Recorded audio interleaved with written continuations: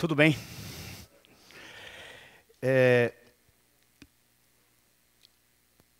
Não tem como começar a conversar com vocês sobre as mudanças que aconteceram no nosso Brasil sem falar antes que, independente dos números que eu vou falar ou escrever, existe muita história atrás deles. Então, o convite que eu queria fazer para cada um de vocês hoje é para tentar enxergar as histórias, as pessoas que estão atrás de cada estatística que toda hora aparece no jornal. Nos últimos anos, na última década, o Brasil teve o que talvez tenha sido uma das maiores transformações econômicas na sua vida. A renda mudou. Mudou de forma desigual. Mudou de forma desigual porque a renda dos mais ricos cresceu 3 vezes menos do que a renda dos mais pobres. E aquele país que historicamente tinha uma estrutura de pirâmide social, com muito mais gente na extrema pobreza do que ricos, virou um país com uma estrutura de losango social, com mais gente no meio da pirâmide. E a história desses brasileiros que eu vou dividir com vocês hoje. Mas não dá para entender essas mudanças, é impossível entender o outro sem que antes a gente consiga se entender. Eu sou homem, eu sou branco, eu moro numa das maiores metrópoles do mundo. Eu sou a 3ª geração de universitários na minha família. Eu sou um privilegiado. E é impossível entender o Brasil para alguém que teve as condições e as chances que eu tive na minha vida, sem antes eu entender a minha condição de privilegiado. Os brancos ganham mais que os negros. Os homens ganham mais que as mulheres. Quem nasce numa grande capital tem mais chance do que quem nasce no interior. E ter pais e avós universitários conseguiu me dar antes de quem não teve isso, de quem é a 1ª geração de universitário da família, um privilégio que eles não tiveram, condições de sair na frente. E isso é também fundamental para entender quem é essa tal de nova classe média que todo mundo aparece. No Brasil, parece que as pessoas têm um certo receio de como se vê, de como se enxergar.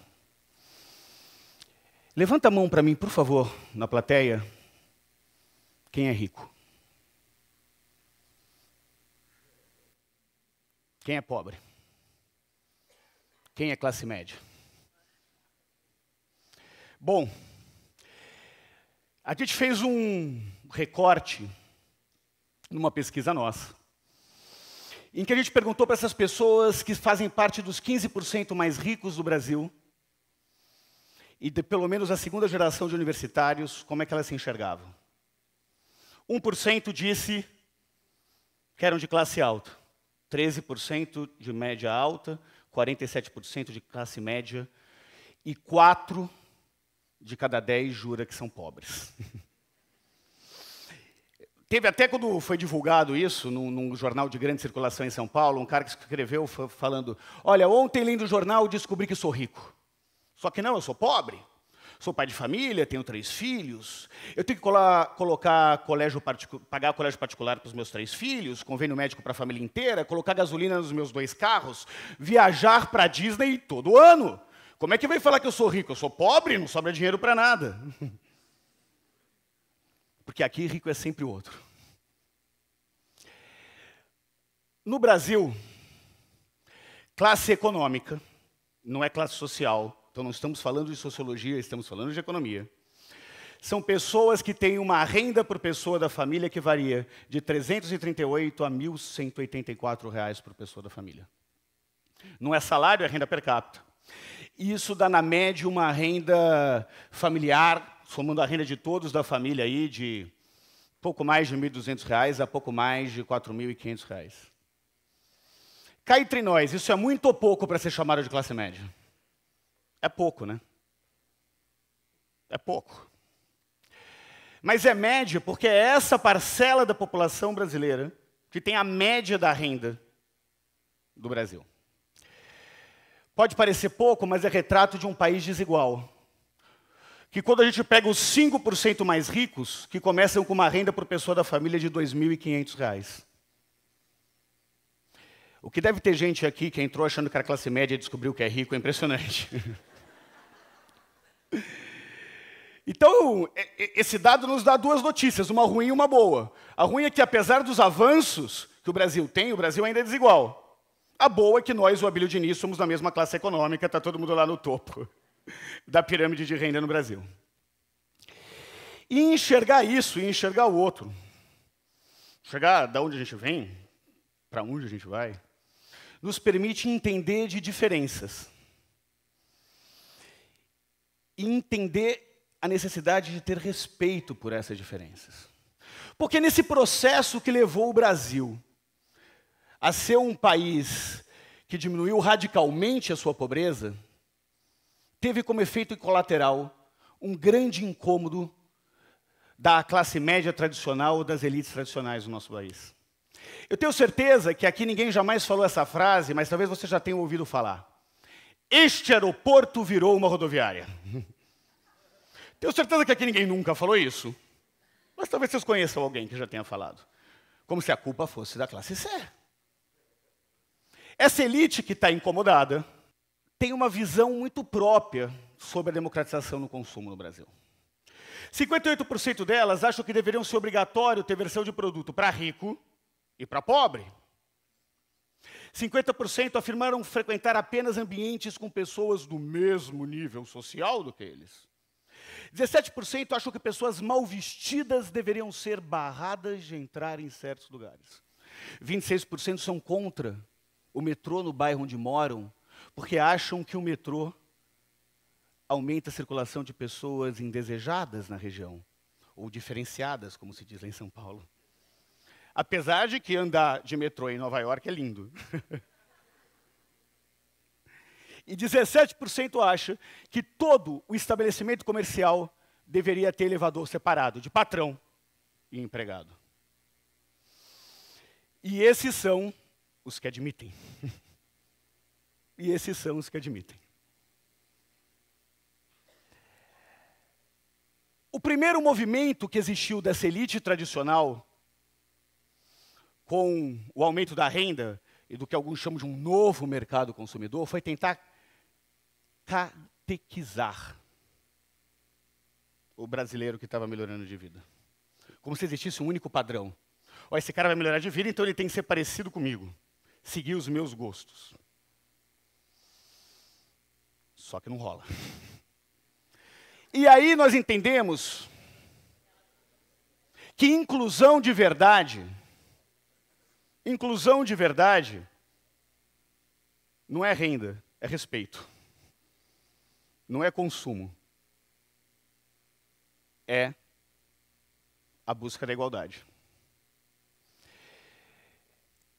A diversidade em que esses brasileiros cresceram ao longo da sua vida fez com que se criasse um ecossistema econômico que faz com que o civirômetro, que é a unidade de medida da periferia, é a capacidade de se virar na diversidade, fosse muito maior na periferia do Brasil. E desse um novo sentido para o jeitinho brasileiro, que está longe de ser levar vantagem sobre alguma coisa, e está muito mais ligado à capacidade de conseguir transformar limão em limonada. Eu vou dar um exemplo. Outro dia eu cheguei lá no Data Popular, estava atrasado, esqueci meu crachá, fui pegar meu crachá, o Zé viu meu telefone e falou, bonito esse, seu Renato. O Zé é o porteiro. Isso. Bonito esse, seu Renato. É o 6? Falei, é o 6. Desculpa perguntar, seu Renato, mas quanto que o senhor pagou por ele? Falei, Zé, eu ganhei Não paguei por nada, fui fazer uma palestra e ganhei o celular, mas deve custar uns 3.000, 3.500 reais. Tudo isso, seu Renato? Cliente bom esse, hein? Mas compensa? Quantos megapixels tem na câmera dele? Sei lá, Zé, uns 8, 10. Só isso, seu Renato? A TV digital dele é bacana? Não tem TV digital, Zé. Como assim? Vai dizer que o Bluetooth também não é muito bom? Não, Zé, é uma porcaria. E como é que o senhor faz para chavecar as menininhas num ponto de ônibus, hein, seu Renato? O quê? Ah, seu Renato, o senhor nunca viu lá uma moça bonitinha, ouvindo música no celular, esperando o ônibus, chegou para ela e falou, oi, tá ouvindo o quê? Me passa por Bluetooth? Falei, não, Zé, nunca fiz isso. Olha, não sabe o que está perdendo, viu, seu Renato? Eu não queria dizer nada para o senhor, mas ainda bem que o senhor ganhou esse celular. Porque se o senhor tivesse pago, tinha sido um péssimo negócio. E aí eu, como assim, Zé? Falou, olha o meu aqui. Ele abriu a gaveta e levou o iPhone dele. O iPhone do Zé. Tem câmera de 20 megapixels. TV digital. Um Bluetooth tão bom que transformou o Zé no rei da lotação. E pasmem, espaço para 4 chips. E aí quando ele falou isso, eu estava meio desconcertado, e eu na minha arrogância, virei para ele e falei, Zé, 4 chips para quê? Você tem 4 bocas para falar por acaso? E ele olhou para minha cara e falou que talvez fosse uma das maiores lições profissionais da minha vida. Ele falou, Renato, eu não sei o que o senhor faz não, como é que é o seu trabalho, mas o que eu sei mesmo é que o senhor não entende nada de pobre. Porque se o senhor entendesse só um pouquinho de pobre, o senhor ia saber que meu celular é pré-pago, como todo mundo lá do bairro. E que o bônus do pré-pago só serve para ligar de uma operadora para outra. E eu não tinha entendido até ele me mostrar a agenda telefônica dele. E na agenda telefônica do Zé, o nome da operadora virou o sobrenome da pessoa. José da Silva, oi. Maria de Lourdes Tim, fulano de tal, claro. Para saber que chip ele ia usar na hora de ligar. E enquanto eu gastava uma fortuna de celular, o Zé se virava. Quem tem ponto de Wi-Fi aqui dentro de casa? Quase todo mundo. Na Rocinha também. Mas lá, eles rateiam o ponto de Wi-Fi, como outros 12 milhões de brasileiros rateiam o ponto do Wi-Fi. Eles fazem uma vaquinha para ratear o ponto de Wi-Fi e cada um só paga 5. Agora imagina a gente chegar para o nosso vizinho e falar, e aí, meu irmão, vamos rachar o ponto de Wi-Fi? Não dá. Então vamos entender esse novo significado do jeitinho brasileiro. Vamos entender também que se tem uma coisa que mudou no Brasil, é o aumento de oportunidades, o que empodera o cidadão e dá uma liberdade de escolha maior para eles. Muda o sonho, muda a perspectiva, mas muda os agentes disso. Quem mudou o Brasil não foi a economia. Quem mudou o Brasil foi a mulher. Foi a mulher que foi para o mercado de trabalho, muito mais do que o homem, 50% a mais do que os homens. A mulher foi para o mercado de trabalho, mas o homem não foi fazer a sua parte na cozinha, nem cuidando dos filhos. O outro lado é que se a mulher, de alguma forma, determinava o dinheiro do homem, ela passou a ganhar o próprio dinheiro. Isso incomodou vários homens. A gente fez uma pesquisa com os homens casados, e, para vocês terem uma ideia, mais de 60% dos homens casados afirmaram que ter certeza que a esposa possui algum dinheiro guardado sem ele saber. Os outros são iludidos. Também mais de 60% disseram preferir mudar de opinião para não ter que brigar com a patroa. É aquela história de que quando você casa, você tem que decidir entre ser feliz ou ter razão.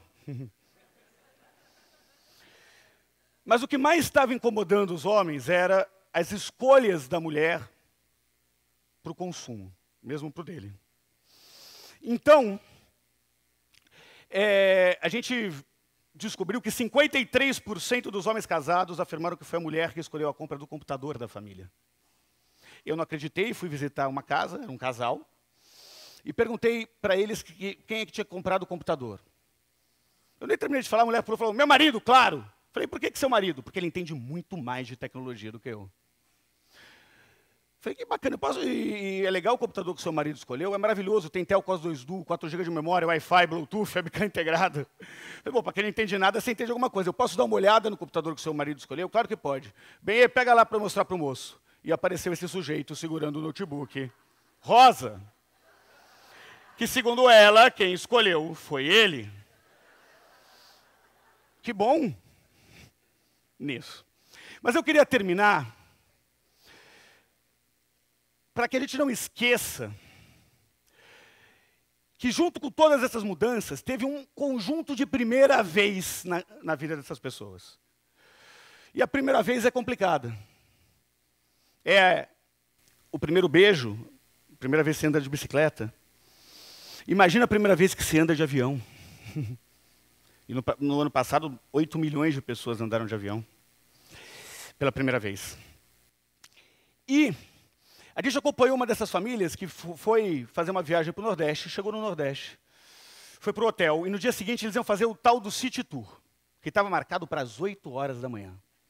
Às 8 horas da manhã, eles não chegaram, o ônibus foi embora, o nosso pesquisador ficou esperando, e ele perguntou, o que aconteceu? Sabe, moço, eu nunca fui tão bem tratado na minha vida. A gente chegou no quarto do hotel e tinha uma geladeira cheia de comida e bebida para a gente, tudo de graça.